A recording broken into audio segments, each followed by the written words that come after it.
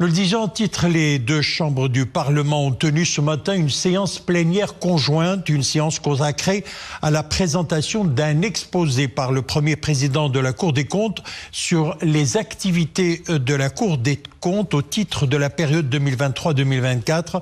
L'exposé met l'accent sur les principales conclusions issues des activités les plus importantes de la Cour, qui se rapportent notamment aux défis de la gestion de la chose publique et à la concrétisation du principe de corrélation entre la responsabilité et la reddition des comptes. Nawel Goureri, Sofia Fegrut.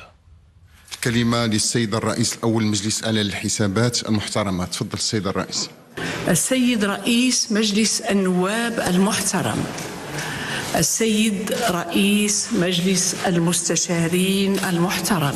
Devant les deux chambres du Parlement, le premier président de la Cour des comptes, Zine Bladaoui, présente un exposé en 3 temps, suivi de la mise en œuvre des grands chantiers de réforme, résultats des missions d'évaluation des programmes et projets publics et des missions de contrôle de gestion et missions relatives à la consécration du principe de corrélation entre la responsabilité et la reddition des comptes. D'emblée, Zine Bladaoui donne le ton. La responsable met en avant la nécessité de maintenir l'effort de l'investissement public et de favoriser son rôle de levier dans l'investissement privé. En matière d'investissement, la tendance actuelle est de maintenir l'effort d'investissement public, notamment à travers les dépenses d'investissement dans le cadre du budget général de l'État, qui sont passées de 52,3 milliards de dirhams en 2015 à 119,2 milliards de dirhams en 2023.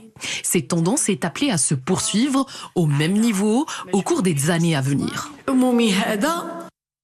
La Cour des comptes a poursuivi ses efforts en matière de suivi de la mise en œuvre des chantiers des grandes réformes initiées par le Royaume, tout en identifiant les risques pouvant entraver l'atteinte des objectifs assignés à ces chantiers. Zine Bladaoui cite les chantiers de la protection sociale, de l'investissement des établissements et entreprises publiques, ainsi que de la réforme fiscale. Par ailleurs, la stratégie énergétique nationale 2009-2030 a fait l'objet d'un diagnostic. Verdict, le secteur a besoin d'une vision globale en matière de planification.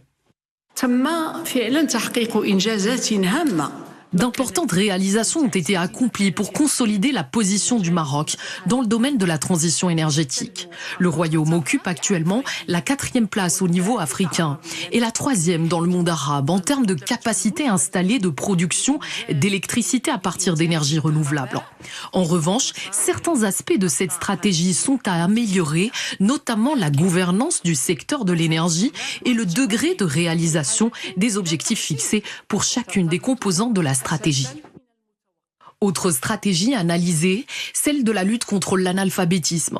Chiffre à l'appui, la présidente de la Cour des comptes explique pourquoi la mise en œuvre des plans stratégiques et des programmes n'a pas encore produit l'effet escompté, malgré l'enveloppe budgétaire globale de près de 3 milliards de dirhams qui a été mobilisée au profit de l'Agence nationale de lutte contre l'analphabétisme.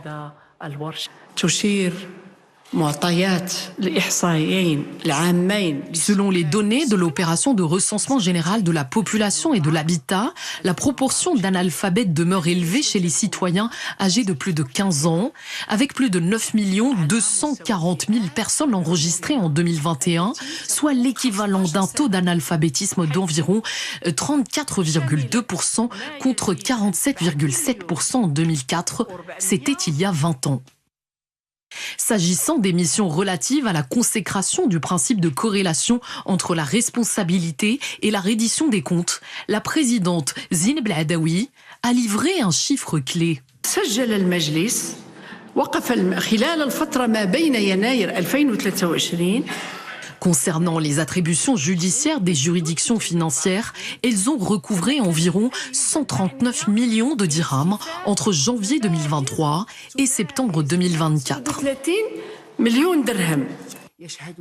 Ces montants concernent le recouvrement des créances et droits dus, le respect d'engagements contractuels, la restitution de 28 millions de dirhams par les comptables publics, l'application des pénalités de retard et le recouvrement des montants payés par erreur. D'autres mesures ont été prises pour renforcer les mécanismes de contrôle interne et en établir les fondements et les principes en tant que point d'entrée principal pour améliorer la gestion et prévenir les cas de corruption financière et administrative.